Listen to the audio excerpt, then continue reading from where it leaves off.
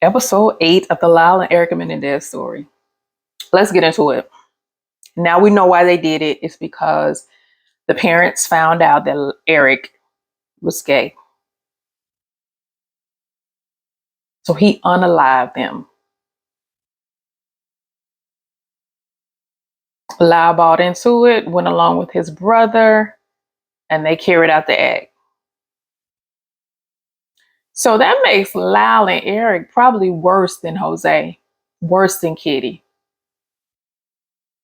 And we can debate how they became that way. Maybe it was because of the essay. Maybe because it was because of the dysfunction in the house. Maybe it was just genetics. But they are definitely some freaking monsters. And they got what they deserve. They need to be in prison. Like Dominic said, they are dead souls. They do not need to be walking this earth with us. Throw away the key. Throw away the key. I haven't even watched episode 9 yet. I'm going to do that today and get back with you all and watch that documentary. I'll get back with you all another day on that. But let's get into this episode 8. And these are just my thoughts. This is what, what I gathered from this episode. Okay, the first thing I want to touch on is Leslie and Erik's relationship. Leslie really wants a second chance at motherhood. She has a newborn at home, but she ain't studying that baby. It's all about Erik. She is mothering him to the best of her abilities, and he's just soaking it up, eating it up. At first I thought Erik was, flattered by this mothering, was something he never had before. But now I believe he was more so getting off on the fact that he had Leslie wrapped around his fingers. Because this is all a part of his master plan, always has been. The mere fact that he planned this whole thing, I still believe he was coaching Erik on, not Erik, he was coaching Lyle on, showing emotion on the story, on the details of the essay. I think Erik wrote all of that. That was a screenplay for Erik. We know he writes screenplays. I think this whole little production was a screenplay by Erik. Now, yes, I do believe they were abused, but I think they really played up a lot of this abuse. They are sociopaths. But we do see him turn on Leslie in the end when they, when there's a mistrial and, public opinion is souring for them or against them. He is over the mothering. He don't want her reassuring him anymore. He don't want to hear that shit. He's like, he blames her. He blames her.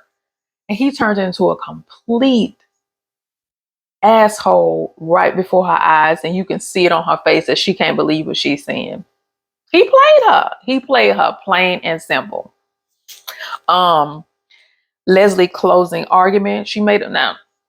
Leslie did a good job on that closing argument. Even Dominic was looking at her in admiration because she was hitting on some key points about abuse of boys and how people don't see boys as victims. She talked about how Lyle and Erik were just trophy kids for Kitty and Jose, which makes perfect sense considering Jose, it was all about the persona. He wanted this picture perfect family. He wanted what he thought or what he classified as the American dream. And so they had these kids, not because they wanted to be parents, but because they fit the picture. We have kids to make a more complete picture. So she did a great job on that. Let's see what else. Lyle fucked up the thing big time. And it's weird because, this episode, we see him doing such an amazing job. Lyle doing an amazing job on the stand. Or was that last episode? Lyle did an amazing job on the stand last episode. And then Erik gets up there and just messes it up. He's fidgeting. He's looking crazy. He's not being simple. He's not looking, like a victim. He's just really messing it up. And Lyle is pissed about it. Lyle is also so obsessed with fame and fortune. He's getting ahead of himself, talking about, the public loves them. They're going to write have movies and books about them. They're going to have all of this money and whatnot. And at the end of this, they don't have any money. They can't even afford to pay their attorneys. And on top of that, this so-called book that Lyle thought he was writing with Norma writing that book on her own, and she got the recordings out where he is talking about how he played the jury. He's talking about how they were planning to lie on the therapist, blackmailing them, claiming he blackmailed them. It is out. It is out that all of this is a lie. So they can't even use the defense of self-defense. They can't use that as their defense anymore. Lyle has lost his attorney because first of all, he can't pay her. I think homegirl was going to be out the door once she realized there was no money. But on top of that, this whole recording, this book comes out, and she is washing her hands of Lyle, and I do not blame her. But not Leslie, though. Leslie is in there telling Erik, okay, forget him. You know what? Let's put it all on him. Let's, we're going to get a second chance. We're going to win this. And that's when you see Erik snap out on her. I don't think he liked the fact of the idea of throwing his brother under the bus, number one.